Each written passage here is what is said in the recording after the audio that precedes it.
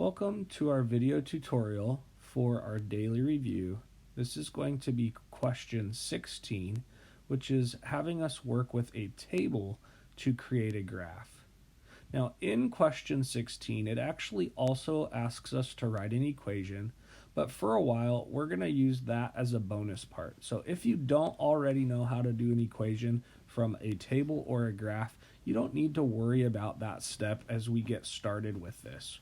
We're going to focus just on the table and how to translate that table onto a coordinate plane and make a graph.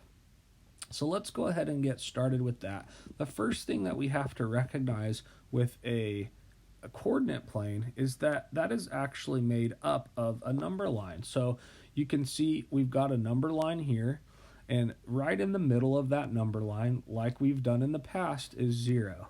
And if I were to build that number line out to the right, I would have 1, 2, 3, 4, 5, and we could keep going, and I could label all of those lines. But for right now, I'll just leave it at that.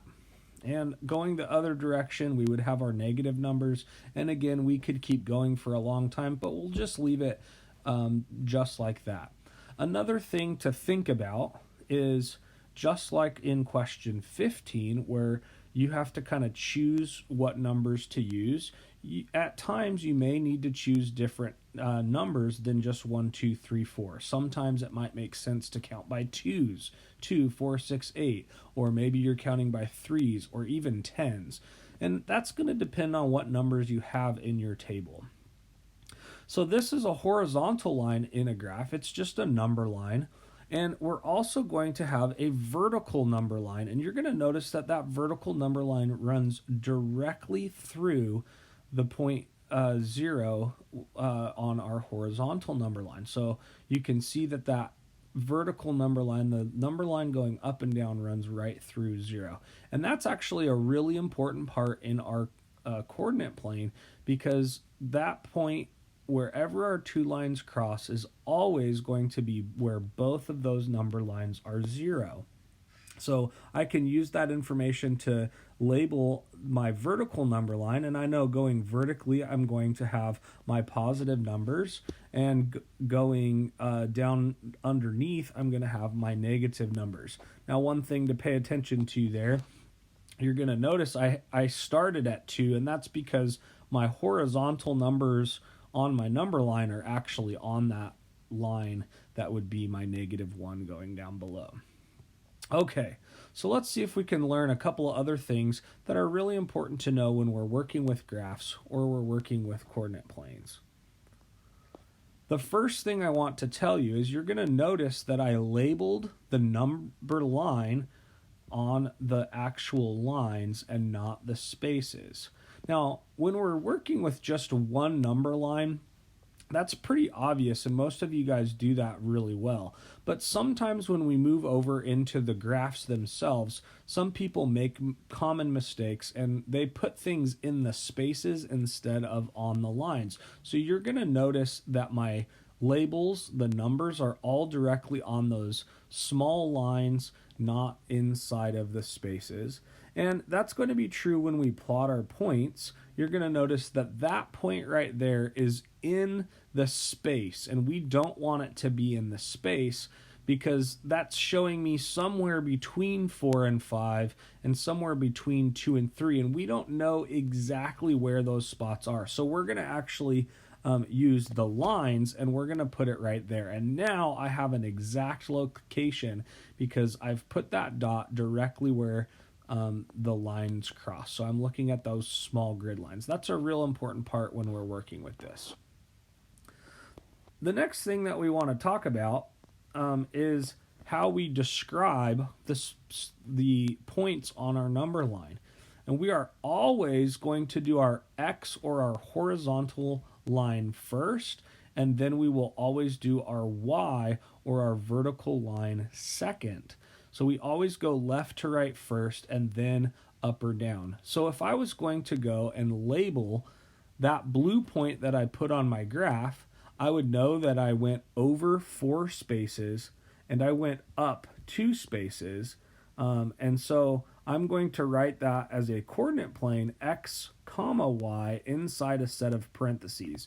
And for that specific spot, it would look like 4 comma 2. Again, we always go left or right first and up or down second. So the name of that coordinate point is 4 comma 2.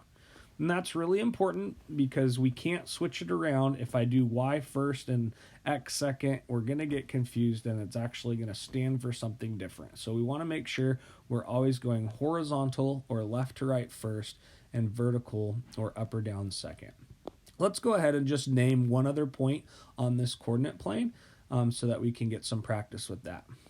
I've put a green point there up in the top left corner of my coordinate plane. And we're going to follow the same rules. We know that we always go left or right first, and then we always go up or down second. So if I'm going left or right first, I will notice that I went -3 spaces, and then I went up 5 spaces. So my coordinate point would be at -3, 5. Next, we're going to look at how we could actually use a table to put several values on a coordinate plane. This is called an XY table because we have X values and Y values. Sometimes these are also called input-output tables, but for right now, we'll just focus on the XY table. And we're going to remind ourselves of that rule that we always are going to use those lines and not the spaces. I'm just going to keep that up above. So let's fill out just a little bit of information in this XY table. I've got 3 and 2, and I've got 4 and 3. Now you're going to notice that we have an X value and a Y value in purple and an X value and a Y value in orange. And just like our coordinate planes, we're going to use both of those to determine a specific location in our coordinate plane. Now, you might even recognize a pattern with both the X column and the Y column, and you might be able to predict what the next number in our table would look like. So my next number, according to this table, would be X4 and Y5. However, one thing that's also important is these don't always necessarily follow a pattern, so it is also possible that I could end up with something that looks like this, -1, -2. So now I've got 4 values in my XY table, and we're going to translate or write those 4 values onto the graph or onto our coordinate plane. So let's start with our purple value of 3, 2. One of the things that's nice about this XY table is that this is actually just a list of coordinate pairs. We have an X value and we have a Y value, so I could write that as 3, 2. And we're just going to remind ourselves that we always go left to right first and we always go up or down second. So I've placed 3, 2 in purple on my coordinate plane. I went over 3 lines and up 2 lines, and again on the lines and not the spaces. Let's go ahead and do the same thing for our orange point, which is 4, 3. So I can translate that to a set of ordered pairs, which would be 4, 3. And then I can place that on my graph by going over 4 spaces and up 3 spaces. Again, always using the lines and not the spaces, going left to right first and up or down second. Next, I could do my green point, which was 5, 4. So I could turn that into 5, 4. I'm going to go over 5 spaces, over 5 lines and up 4 lines. And then finally, I have -1, -2. So I'm going to write that as an ordered pair, and then I go left 1 space and down 2 spaces. Now, I have 4 points that have been plotted on this coordinate plane, and in order to finish my graph, all I need to do is connect all 4 of those points with a straight line.